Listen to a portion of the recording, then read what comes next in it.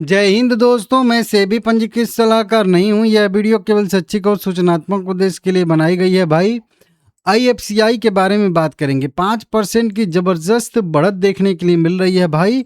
और एनएससी के आईपीओ से जुड़ी हुई खबरें भी आ चुकी हैं। बार बार आप लोगों को बोला हूं कि जब जब जो है एनएससी का, और यहाँ पे आपको दिख भी रहा है, एनएससी का जब जब आईपीओ का कोई भी न्यूज, पॉजिटिव न्यूज आती है तो मोमेंटम जो है आईएफसीआई में होता है, क्योंकि आईएफसीआई के पास एक सब्सिडरी कंपनी है, उसमें 52% हिस्सेदारी है, और उस सब्सिडरी की जो है 4.5% हिस्सेदारी किसमें है? एनएससी में है। तो इनडायरेक्टली इसकी भी लगभग लगभग 2.25% हिस्सेदारी बन गई कि नहीं बन गई? 52% हिस्सेदारी है सब्सिडरी कंपनी में, तो उस हिस्सेदारी का भी आधा इनका हिस्सा हुआ कि नहीं हुआ? तो वहीं इसके वजह से हमेशा आईएफसीआई के शेयर में तेजी आती है जब जब भी आईपीओ आता है। ये मैं बहुत बार आप लोगों को समझाया हूँ। अभी देखिए, लास्ट में जब वीडियो बना रहा हूँ तब भी यहाँ पे एकदम मोमेंटम आ रहा है। अभी 2 बज रहा है यहाँ से, इस टाइप का, और सुबह से ही मोमेंटम था। गैप अप ओपनिंग उसके बाद सुबह से ही सस्टेन कर रहा था। Volume 3.5 crore equity share 260 crore रुपए के ट्रेड हुए हैं। 35% के डिलीवरी परसेंटेज के साथ में, और 20% का सर्किल लिमिट है, तो कितना भी बढ़ सकता है। 77 रुपये 36 पैसे पे ट्रेड कर रहा है आईएफसीआई। कई सारी इसमें बड़ी बड़ी 4-4 करोड़, 5-5 करोड़, 6-6 करोड़ रुपए की लार्ज डील भी देखने के लिए मिल रही हैं। अभी इसके जून का रिजल्ट का तो यहाँ पे कुछ अता पता नहीं है। मैं देख लेता हूँ कि रिजल्ट का डेट अभी अनाउंस हुआ है कि नहीं हुआ है। हाँ, 11 अगस्त 2026 को कंपनी का आएगा रिजल्ट।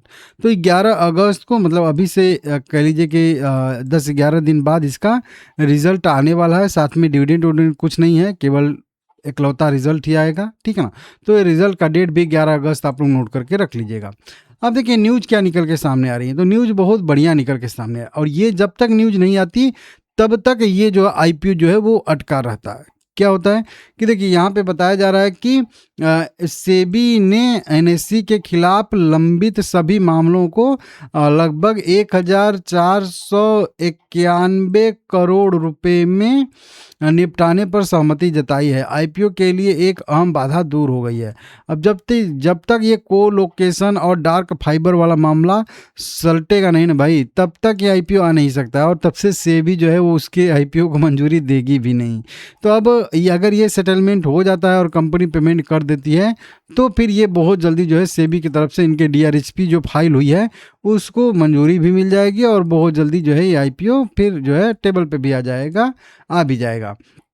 देखिए, इसमें अगर हम लोग देखेंगे तो बताया जा रहा है यहाँ पे, यही वाला पढ़ेंगे इसमें कि पहले इन्होंने जो पेशकश किया था समझौता का या सेटलमेंट के लिए, वो 776 करोड़ रुपए की राशि, मतलब इन्होंने अपने बैलेंस शीट पे ही अलग से एक निकाल के रख लिया था कितना हमको देना पड़ेगा। तो ये पहले से ही एडजस्टमेंट कर लिए हैं अपने बैलेंस शीट पे।